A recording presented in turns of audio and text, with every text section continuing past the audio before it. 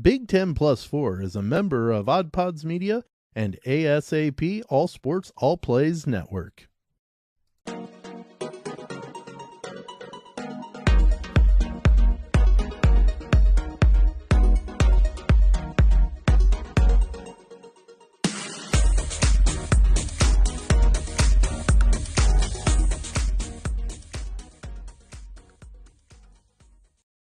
Hello and good morning. It's Friday. It is the day after Thanksgiving, and this is Big 10 Plus 4. We bring you college sports with a Midwest perspective. We call ourselves blue collar and blue blood. Some people probably might debate that, but for the second time this week, such a big week that we split our episode into two parts.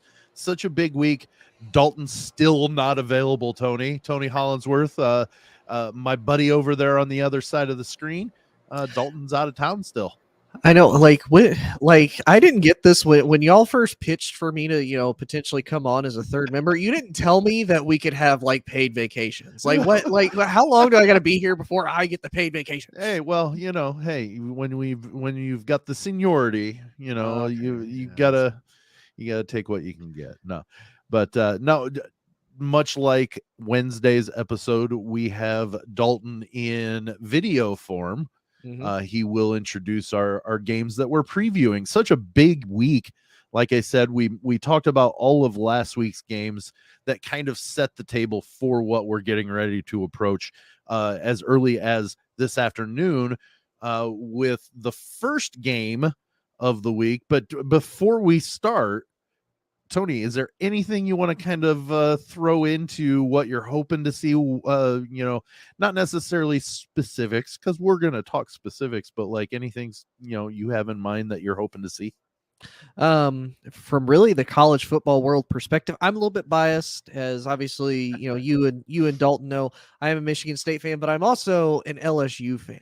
So even though I know the likelihood of a 2-loss SEC team getting into the playoffs is very, very, very, very unlikely, as well as LSU has to take down the Titan that is Georgia, which is unfortunately not going to happen. We already all know this, although it's possible. I mean, it's college football. We've seen crazy things this weekend. I mean, Tennessee dropped 63 on South Carolina last week. So, I mean, it's possible. You mean South Carolina? I mean, South Carolina dropped 63 on Tennessee. See, that's how bad it was, is that I got it reversed. That's how bad it was. And you talk about, there's not a chance that LSU makes the playoff. If you were to look at if they were to beat Georgia, I still think Georgia's in. Oh, 100%. But I would say that if you're going to consider a 2-loss team, LSU would be it, because they would have two of the biggest wins, period for college football. Yeah, in football. So they would be the one that you think maybe could, if the committee was going to consider a 2-loss team. Yeah, there's a lot of things that are in the way that could, like I said, I still think Georgia makes it.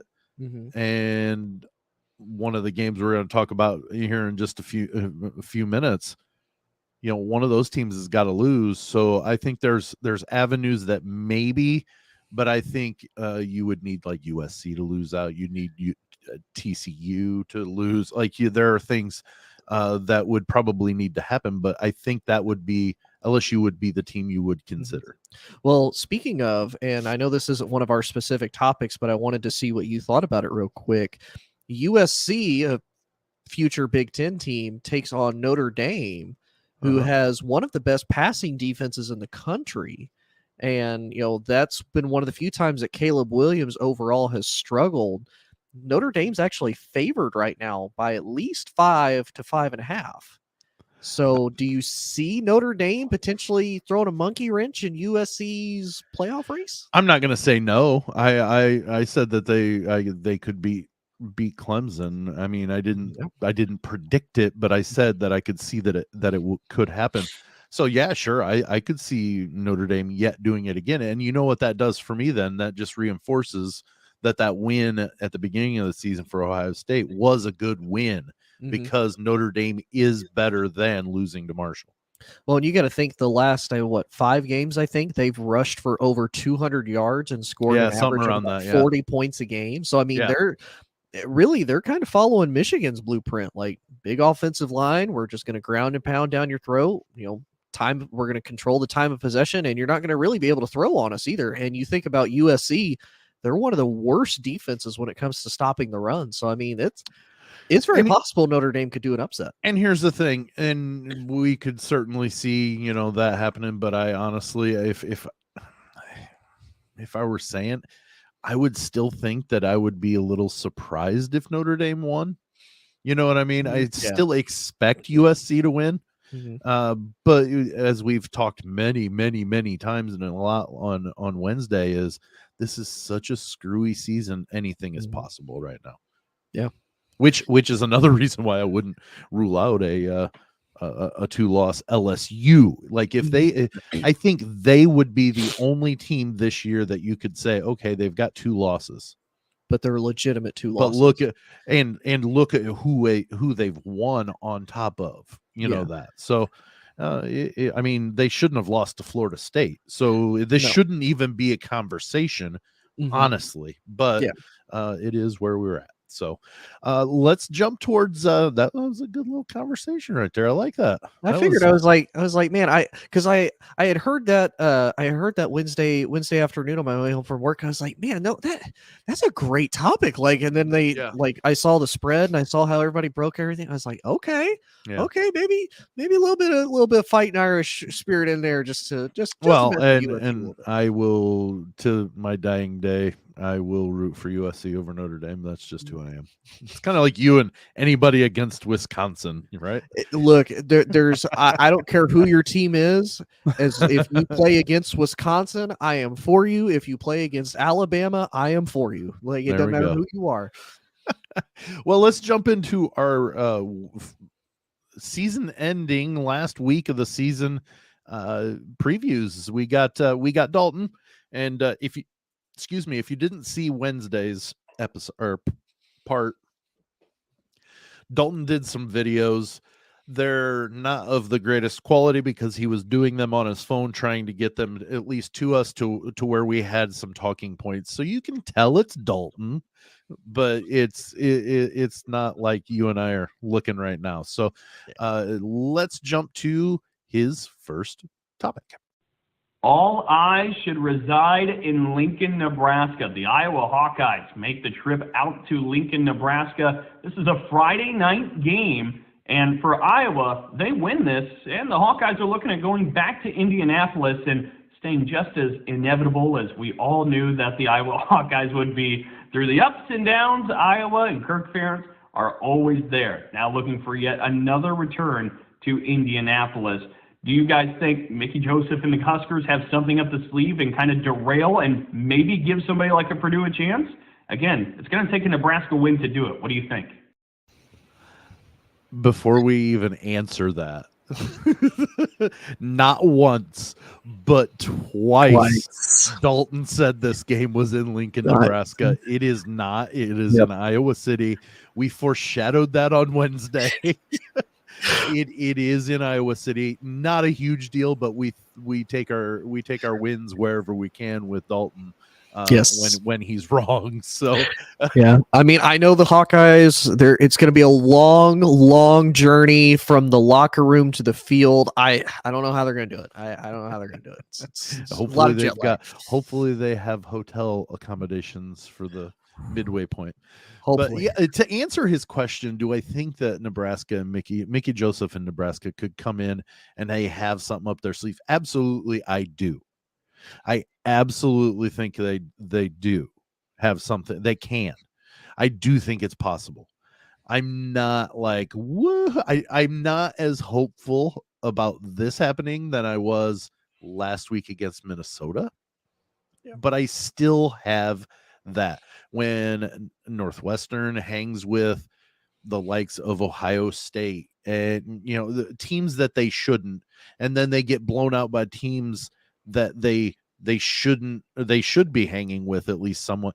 And it just does the same with Maryland. They hang with Michigan and Ohio State, and then they lose some silly game. It just, this season is so screwy. Absolutely. That's what gives me hope that there is something Mickey Joseph and the Huskers can do on this afternoon. Yeah, I mean, part of me wants Nebraska to win just because, and it's one of those. I don't know if it's just kind of the old Big 12 love for Nebraska. If it's just the fact that they have had like literally the worst season you can think of. You're the only win Northwestern can claim on in another country to start your season. Yeah.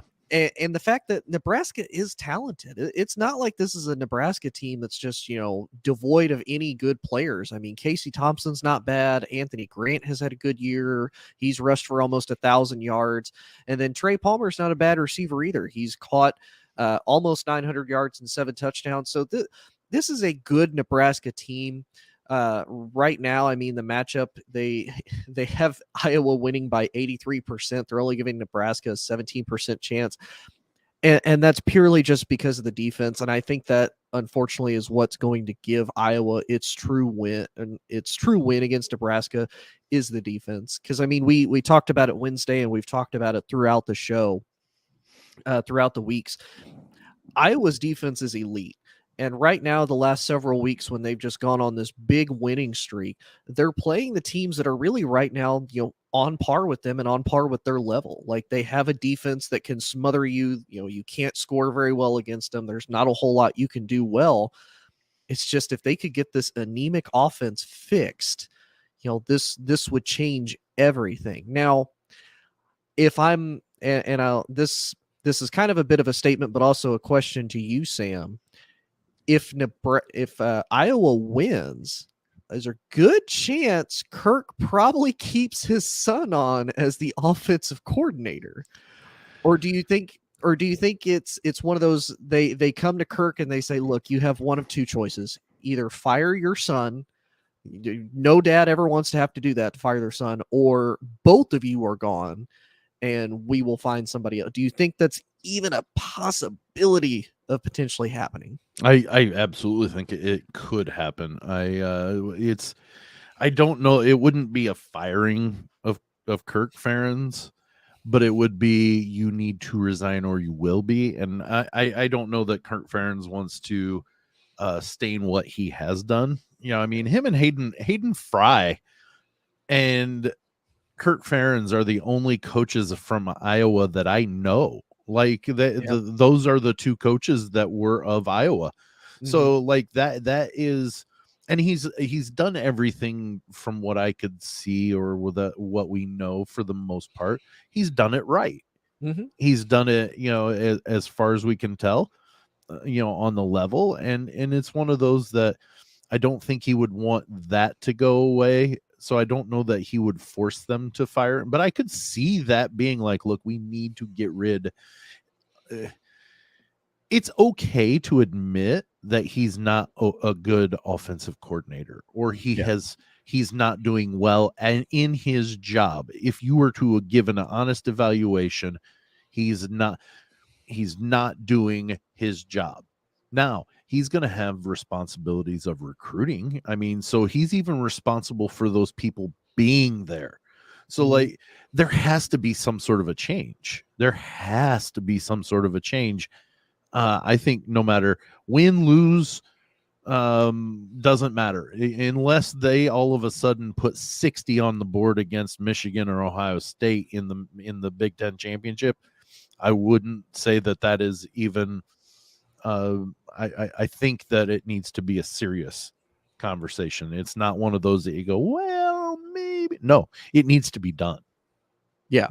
And it sucks, especially when you look at Kirk Ferentz's background. I mean, just at Iowa, he's 185 and 114 overall as a record. I mean, head coaching overall, he's 197 and 135. He's gotten the Big Ten twice in 2002 and 2004, and he's won the West twice in 2015 and 21. So kind of like you said, I see this as more of a, we don't want to fire you because you have done such a great job for such a long time. And I mean, you think about it, even when Iowa really hasn't been, the perennial threat in the Big Ten, they've almost always had a good defense. I mean, for the NFL perspective, they are like tight end university. You get some of the best offensive linemen out of Iowa.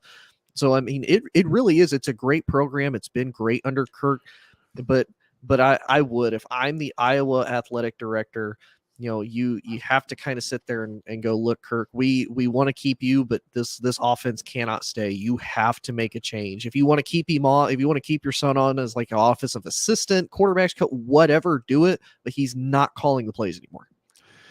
Well, and here's I've had a position where I was the excuse me, the head coach of a JV baseball team. For some whatever reasons, there were some parents and I that didn't get along, and the head coach of the whole program came to me and he says, I'm gonna make you an assistant on the JV. And I didn't give an ultimatum necessarily, but it's one of those that, like, look, you can't demote me within the same organization in which I'm trying to coach in. So if you don't want me to be an assistant on the varsity, I'm not going to be able to stay around. And it worked out to where we had a good season. We ended up going to the playoffs, making it to the Final Four in the class. But it was one of those that it would have been a demotion within that same baseball team. How do those players take that? And for at least the next couple of years, that would be the underlying tone potentially. Let's be honest, this was not a surprise. No. Maybe to the extent of how bad it's been. This was not a surprise. The offense was struggling hard last year. Yeah, this has been going on for now 2 years. So it's not like, they woke up in August and then realized they didn't have an offense. They didn't have it last year, and their best receiver transferred to Purdue. Yeah. So it's that's what to me would say be like, look, and if Kirk Ferentz says, no, I'm not firing Brian, you're going to have to fire me. Maybe that's where Iowa comes from and says, like, look, we don't want to do this, but you've seen it. You cannot deny that this is here and that it is horrid and it needs changed. But if you're not willing to do it, we've got to get somebody in here that will. Yeah. And I think that's the other thing too, is you could maybe chalk the first year up to, okay, maybe they just weren't used to the system. It's something new, getting the players in, kind of getting bought into, but there's been no progression. Like, it's the exact same dumpster fire it was last year, just literally repackaged. It's worse. Yeah. Like, the offense is worse. Yeah. But, like, I'm going to refrain from telling. I mean, everybody knows I want Nebraska to win this game. I'm not going to predict a win either way. I'm going to watch with anticipation of hopefully seeing Purdue go into the bucket game with a chance to take the West. And you know what? I've said it on Wednesday, even if Purdue, if that presents itself and Purdue still is not the team that represents the West, it is their own fault. So we'll get to the bucket. But yeah, this, I do see a potential to where Nebraska could win. I don't know that I anticipate it, but I can see a possibility. Yeah, I think it's possible. I mean, you never know. It's very possible. Yeah. I'm going to go with what I know, and just the fact that it's the craziness of the Big Ten West. I'm going to say Iowa probably wins, but I'm going to be with you. I'm going to be a little hopeful that Nebraska does. Well, and we've beat that horse down. Yeah. So let's go to the second quarter. All right. We move from Iowa City, not Lincoln, Nebraska, and go to our next game. We just mentioned it actually, but let's go to Dalton. The Old Oaken Bucket. Purdue and Indiana will collide for the Old Oaken Bucket here this weekend. For Purdue, obviously you want to win that Old Oaken Bucket and kind of claim yourselves as the champs of the Big Ten in the state of Indiana, but also trying to expand on that, just trying to win the Big Ten West still. Purdue's got to win this one against Indiana and still needs an Iowa loss to make that happen. It's possible, but let's focus in on this one. Purdue and Indiana, Do you folks see any way that Indiana can ride the wave of the win last weekend in East Lansing to maybe taking the old Oaken bucket back? Yeah. Yes, absolutely. We talked about this with Dalton last week. Mhm. He even asked. He said, how confident are you in Purdue's schedule remaining too? And I said, I'm 80% confident they win out. And he was kind of caught off guard. As much as I do, and I said it then too. Rivalries are weird. Yep. And you add that into the weirdness that this season has had. Sure, I see IU could beat Purdue on Saturday. Absolutely. Mm-hmm. That's it. Okay, I didn't. All you got. I didn't know if you had anything else. Like, no, go ahead. Anticipation. Yeah, this is one, and obviously we talked about it Wednesday, and even before then, and honestly, we'll find out, and Purdue will even find out tonight how hard do you really have to play? Because, here's the thing, Tony. Let's back that up just 1 second. No matter the outcome of today's game between Nebraska and Iowa, Purdue's going to want to beat the hell out of IU. Oh yeah. They want that bucket. They want to keep the bucket in West Lafayette. So that much, at least, there shouldn't. If there's any sort of letdown, let that be shown. Do that tonight if Iowa wins. Yeah, and go out and take your aggression out on IU.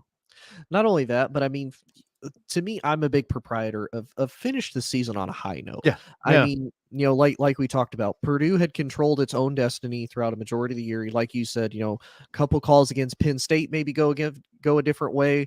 This is possibly a different Purdue team, different Purdue season overall. So I mean, it's one of those, to me, I say finish on a high note. This is your biggest rival. It's it's inside Indiana, and I mean, think about it. What better way to have at least bragging rights for the entire year, and to, again, you finish with a winning record. You've beat your rivals who you want to beat, but you couldn't finish to get to the Big Ten conference game, which, again, it's I don't want to say by the end of today. Yeah, and I don't want to say it's a moral victory, but I mean it is a moral victory. Like, it's not a bad thing if you I mean, it is a bad thing if you don't go to the conference championship, but again, you can sometimes make that up if you beat the snot out of your little brother team. Like, okay, this feels a little better. Like, I didn't get what I wanted, but I got to do this. I got to beat them out. I will, knowing the reason why I put such a onus on the bucket is that used to be the only game Purdue really had to play for every year. Yeah. Seasons of 3-8 and 4-7 and the best Jim Coletto year, the 5-6 season that he had. I mean, that was what I grew up with. So every year, the IU game, the bucket, was the game that you went for. I cannot explain to you and to younger people listening now, they don't understand what it meant for a team to go to a bowl game, because now if you're at 500, you go to one. So if you're 6-6, you go to a bowl game. Purdue didn't go to a bowl game in my life until Joe Tiller was the coach. And when they went, I didn't know how to act because I had never seen Purdue. So, like, the bucket was always the Super Bowl of the season.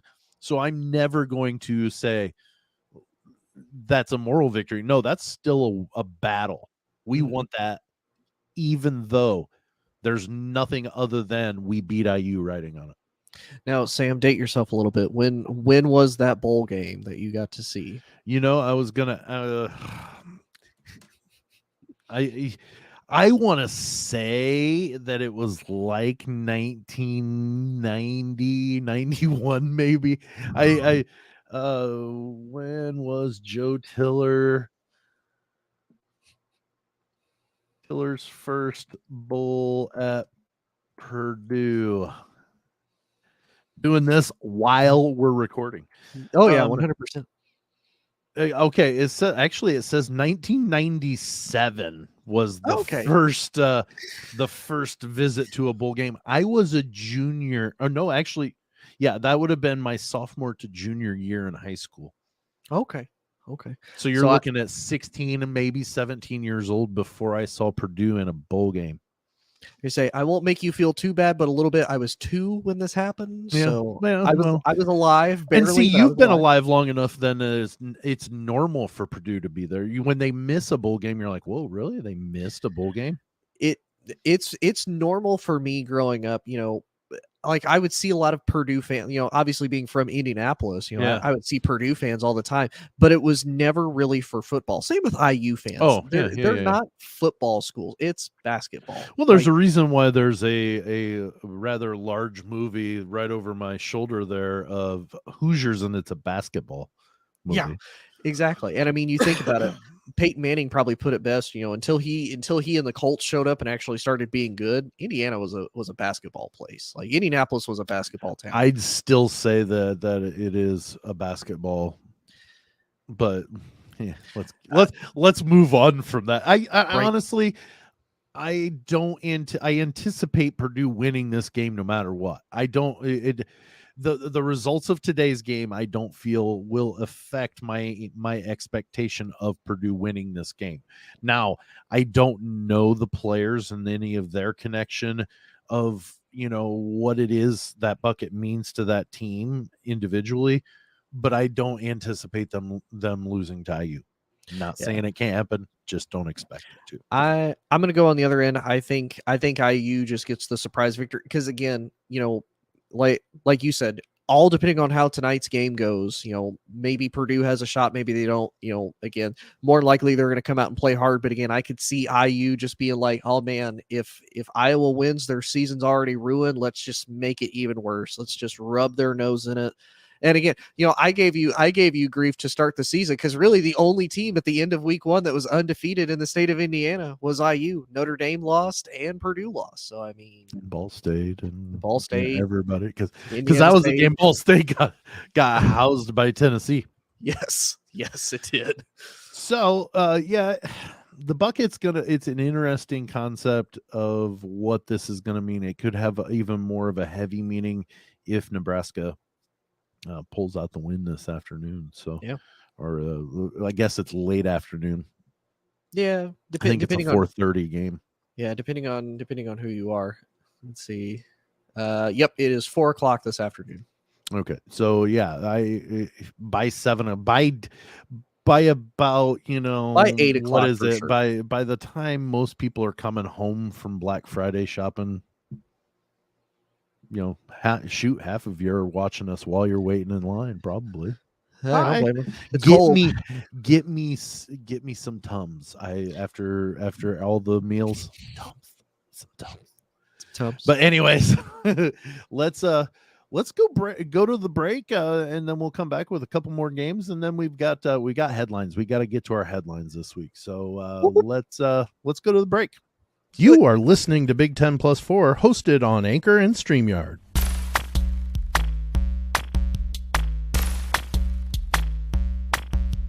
Hi, I'm Lauren. And I'm John. And we host the Beard Owl Podcast, the podcast where we talk about 2 of the greatest things in the world, beer and Weird Al. And a bunch of other stuff. That's right. Do you like nostalgia? Do you like sibling banter? Do you like beer? Do you like Weird Al? Are you human? If you answered yes to any of those questions, give us a listen. Become one of our loyal commenters.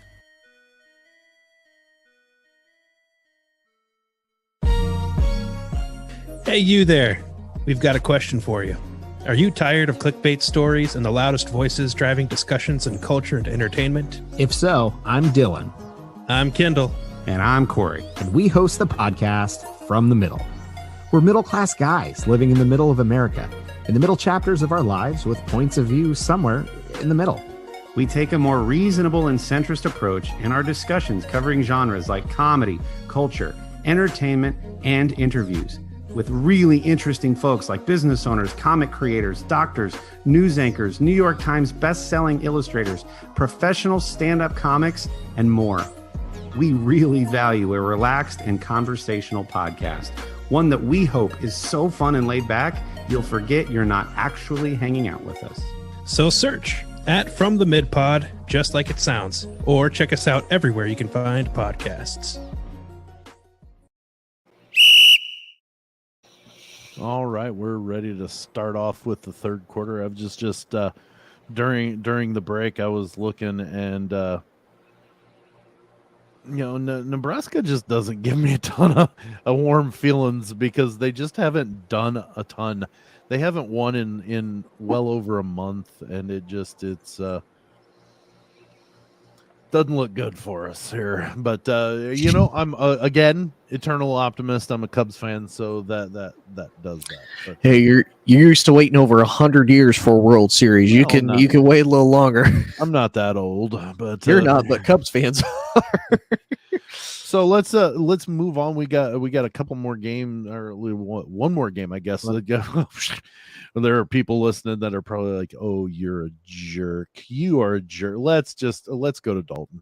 And it all comes down to this: number 2 Ohio State, number 3 Michigan meeting in the shoe. The big time matchup between these two teams. Of course, Michigan won it last year and ended up winning the Big Ten. Most believe, and just about everybody believes, whoever wins this game between these two teams will end up winning the Big Ten championship. On one side for Ohio State, you got an offense just with weapons all over the place. Marvin Harrison Jr., Emeka Egbuka, so on and so forth. C.J. Stroud operating the controls. And then for Michigan, you have one of the best offensive lines, if not the best offensive line in the country, and a great rushing game. Blake Corum is expected to be good to go in this rivalry matchup at Ohio State, but we'll kind of see how he's feeling after he left a little bit of last week's game against Illinois with an injury. So it all comes down to this. We've been waiting on it for some time. What do you got here? I will let you start. I have a pretty strong opinion about how I think this might play out, but I'll let you go ahead and start how you think this is going to work. I think this is Ohio State's game to lose, to be 100% honest with you. And I know a lot of people have, Michigan favored, and of course we've talked about it all season. This is a collision course waiting to happen. Neither team really faced anybody, quote unquote, like big. They faced Penn State, who is still ranked. I think they're ranked in the top 15, if I remember right. They both beat them pretty well. Of course, they both stumbled a little bit last week against the teams that they faced. Both of them kind of started out sluggish against Iowa because of Iowa's defense, but then ended up turning it around.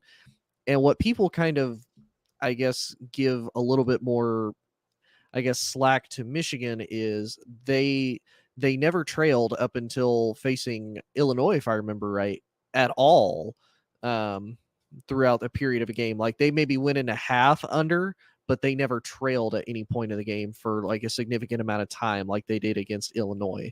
And to me, I don't think Michigan is fully invested into JJ McCarthy. And what I mean by that is I don't think they fully trust his ability to lead the offense. To me, Blake Corum is the heart and soul of that offense. Donovan Edwards is the heart and soul of that offense.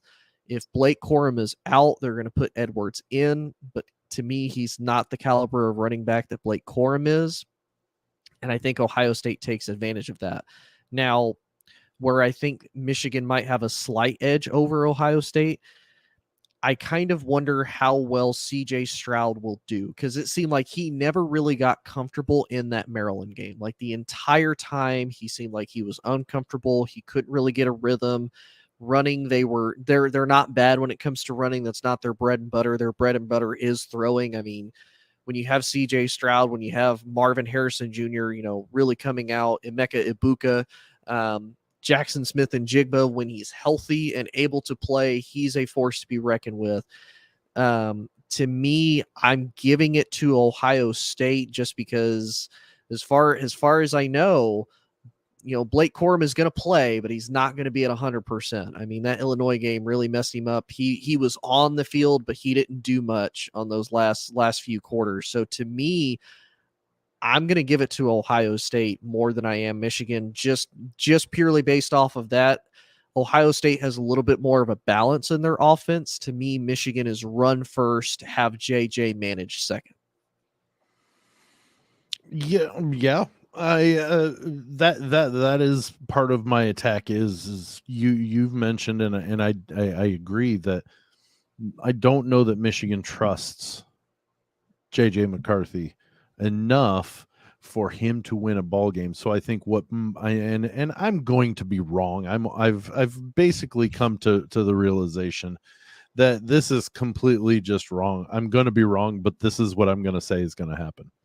Or what I think will happen is Ohio State's going to put everything towards stopping their run.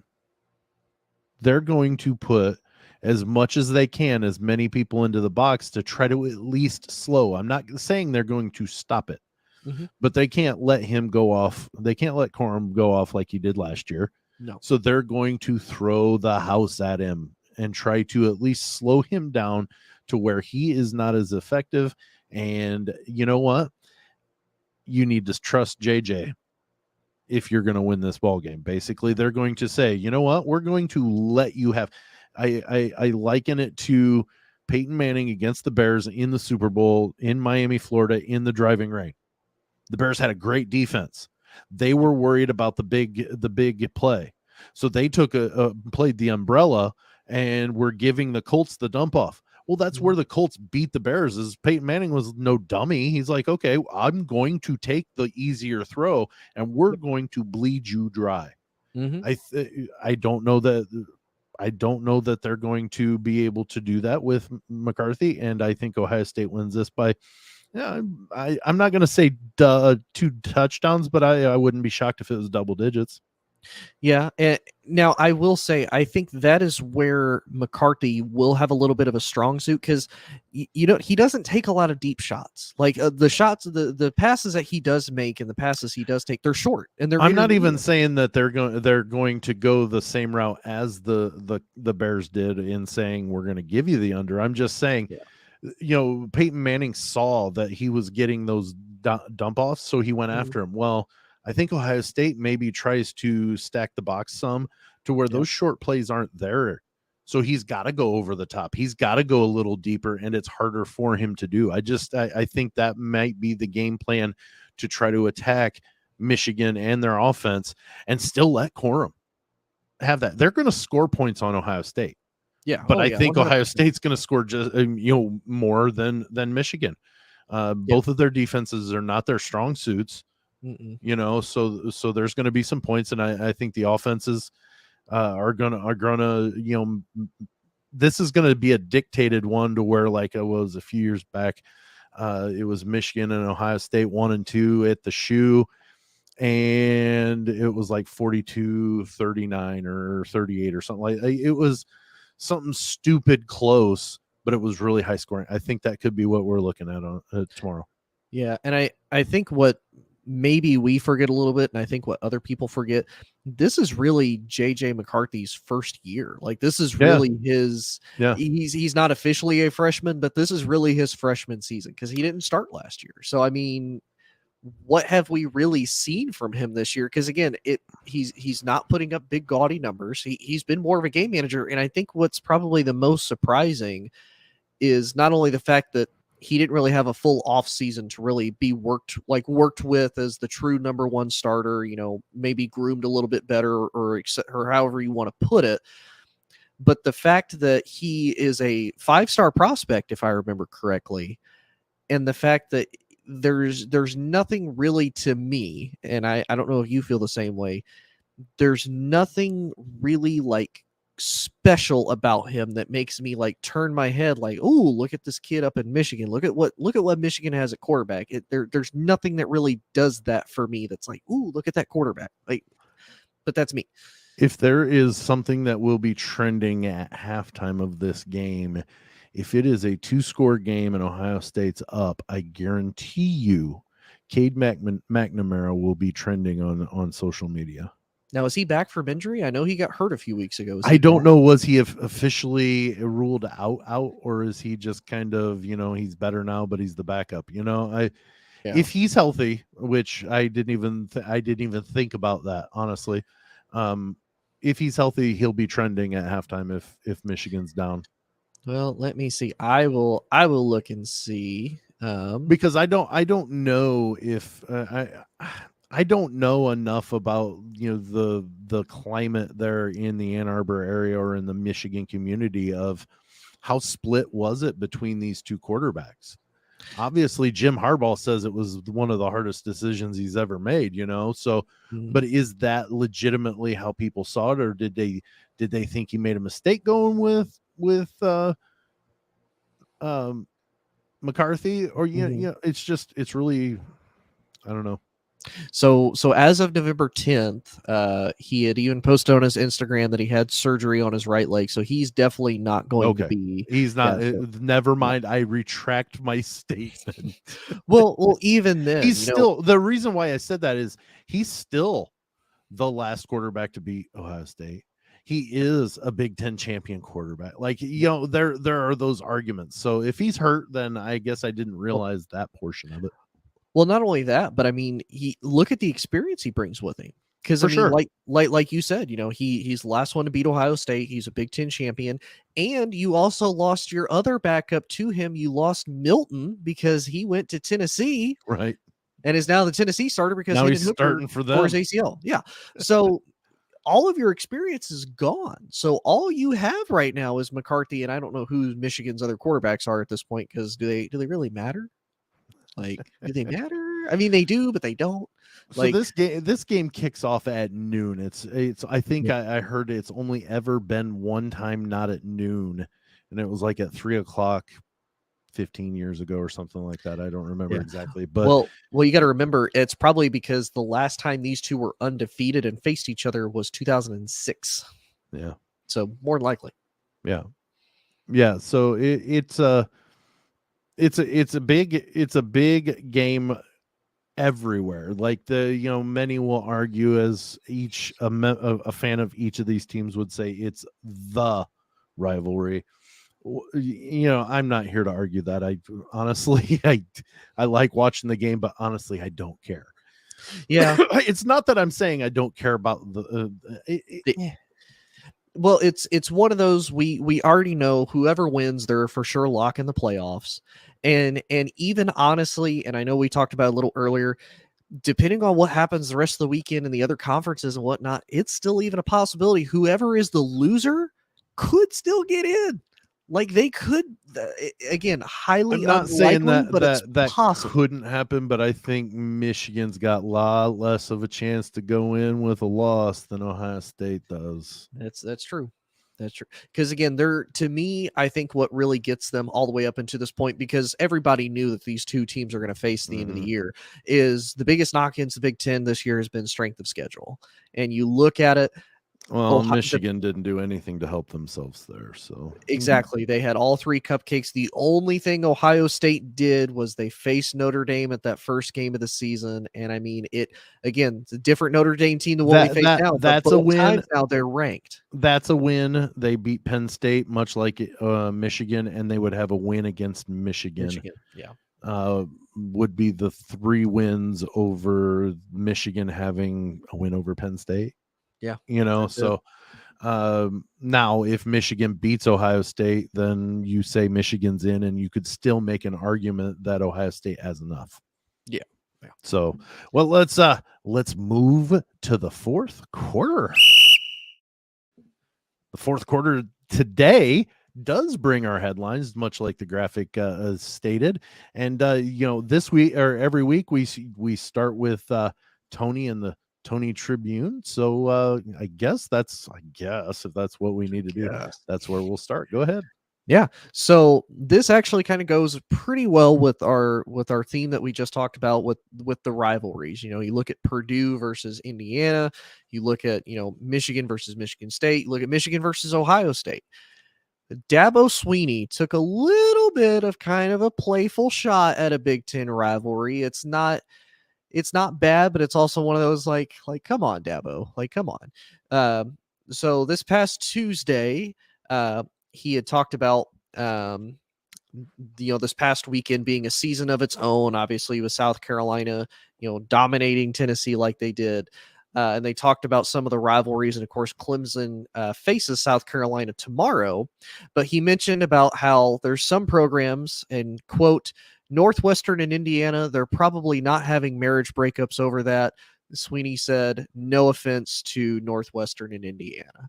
Like, okay, you're not necessarily wrong. Like, that's not a big game. It's not really one where they have like a trophy. And again, you're not going to have a house divided like a Northwestern house and an IU house. Like, I get it, but come on, like really, you can't say much as Clemson, because until you got there, Dabo, until you got there, Clemson was not really one of those big teams that was like on the map, like constantly competing and being in everybody's face. It wasn't until you, Deshaun Watson and Trevor Lawrence the last few years where it's like, whoa, what is Clemson? So can't be talking smack about the bottom feeder Big Ten teams. That's our job. We can do that. You stay in the ACC. Stay. I will have him know. I broke up with a girl one time because she was a St. Louis Cardinals fan. That's I dedication. take my rivalries seriously. I mean, I divorced I didn't marry an Ohio State fan. I married a woman that is from Ohio and has friends who are diehard Ohio State fans. She couldn't really care too much. I mean, she doesn't. She doesn't care. So yeah, I would not have dated her had she been an IU fan. It just wouldn't have happened. I wouldn't do it. Yeah. Sorry. So Dabo, no, stay back. I unfortunately married a Wisconsin and a Packers fan, formerly married. Now I'm dating a Jets fan. Oh, geez. But she's also a Boilermaker fan. She's a big Boiler fan. Okay. So We'll take that, I guess. Interesting. We'll take that as a W. All right, for the Sam Sentinel. The other day, Tony, I texted you and Dalton a picture of my television with the little strip, and I said, "Look, I'm watching this 30 for 30, and look at this the ticker." I was watching Survive and Advance, and if you don't know what this 30 for 30 is about, it's about the 1983 North Carolina State Wolfpack and their coach Jim Valvano and all the players that were on it. And if you're not familiar, honestly, you've seen, if you're young enough that you're not familiar with the story, you have seen the winning shot. If you watch One Shining Moment, it's on that. It is literally, and Sports Illustrated in 93, maybe 2003, it was on an anniversary of this happening, said that North Carolina State beating Houston in the finals, the NCAA finals in 1983, was the biggest college tournament or NCAA tournament moment in the history of college basketball. And if you watch the Survive and Advance, and this was out, I would say a good 10 years ago, Tony, that Survive and Advance came out.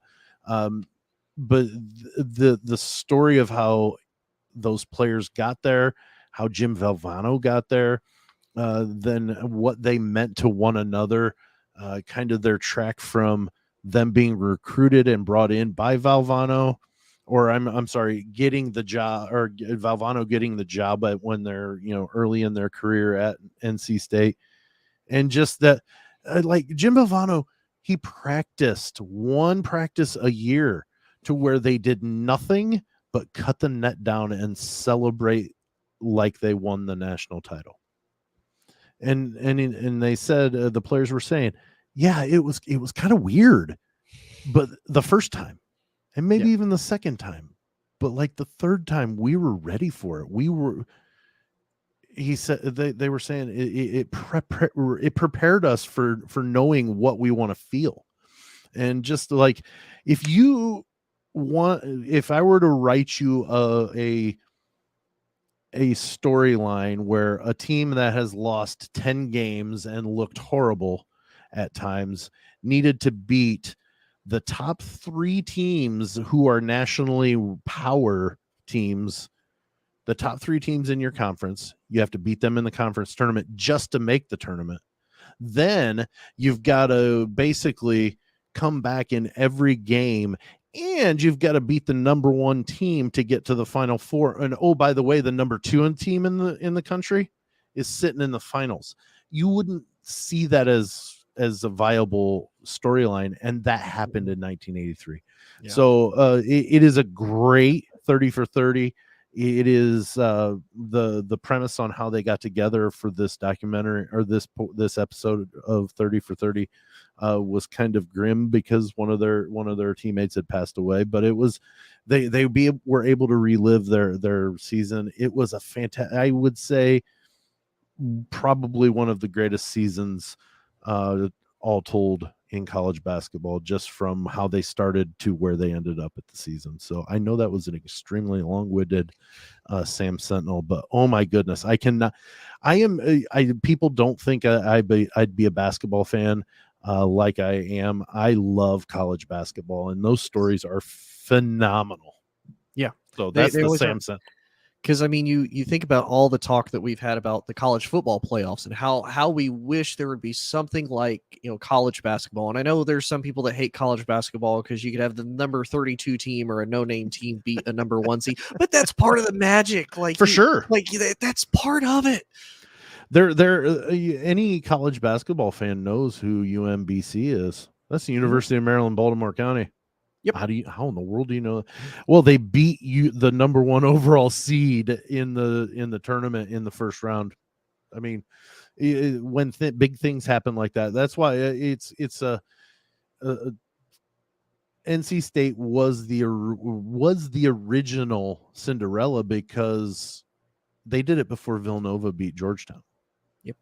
And Georgetown and Villanova, that was considered the greatest half of basketball ever played, because I think Villanova, all told, including free throws, missed 1 shot maybe the whole second half. Yeah. But like the story of how this came together for NC State, it just, to me, blows away what Villanova did in the aspect of surprise and just overall greatness. What Villanova did was great, but yeah. Anyway, so Tony, I did on Wednesday. You did a fine job. I'm going to promote you for when Dalton's not here to being the official way to find us on social medias and whatnots. Whoop, whoop. So you can find us on TikTok, the Twitter, and the Instagram at Big 10 Plus 4. Unfortunately, for whatever reason, you have to spell out the plus. I know it's a lot. That's 4 letters. That's a lot more than what I'm able to put together. Luckily, though, on Facebook, you can also find us on Big 10 Plus 4. This one, you have a choice. You can put the plus, you can spell it out. You take your pick. It is up to you. You can also find us on oddpodsmedia.com, and you can also find us weekly on the ASAP Network streaming live. And I know there's one I'm forgetting because I forgot it on Wednesday, too. I think you hit it all. Did I? Oddpods.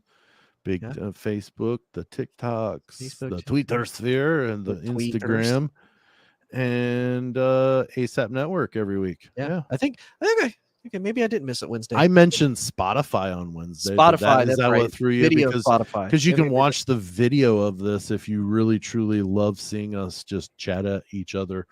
You can check us out on Spotify. So, wow, what a week. Enjoy the games. Happy Thanksgiving to everybody. Tony, you as well. I know we're a day late on that aspect. I forgot to wish you that on the other That's day. Okay. But hopefully you're able to spend some time with some friends and family. Tony, I'm sure you're going out to the nearest department store to get your Black Friday specials, but I go right to my phone to Amazon, and I don't have to leave the comfort of my own home. That's I don't not even till have Monday though. I don't even have to Cyber wear Monday. pants. It's the best part. Well, you don't have to wear. Honestly, you don't have to wear pants at any point. It's just whether or not there are negative consequences to you not wearing pants. Exactly. I don't really want to deal with that. I just want to be able to not wear pants and not be judged or consequences for it. Oh, well, that is all for this Friday, part 2 of episode 47 of Big 10 Plus 4 for Dalton Shetler, who is on assignment, I guess, loosely. He is not here live, but was part of this week's episodes. who he's normally our compass, basically. I think that's why we still got the audio from him. I don't know that he felt we could get it done, but I'm not here to argue with him either. But but for Dalton Shetler, that's Tony Hollinsworth. I'm Sam Sprunger, and from all of us here at Big 10+4, happy Thanksgiving, and we'll see you later.